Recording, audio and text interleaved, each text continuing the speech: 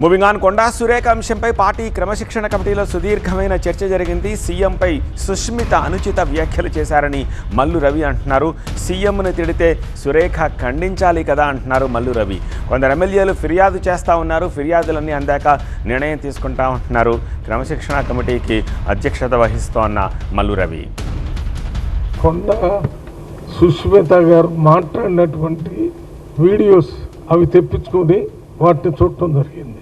ముఖ్యమంత్రి గారిని మామూలు వ్యక్తి కంటే తక్కువగా చూపించి పెద్ద అనుచిత వ్యాఖ్యలు చేసినట్టుగా దాంట్లో కనపడుతుంది.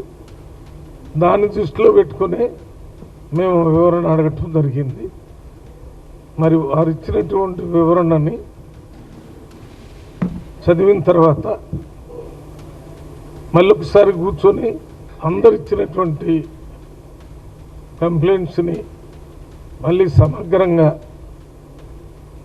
మళ్ళీ ఒకసారి డిసిప్లినరీ కమిటీ మీటింగ్ పెట్టి దాని మీద నిర్ణయం తీసుకోవాలనుకున్నాం.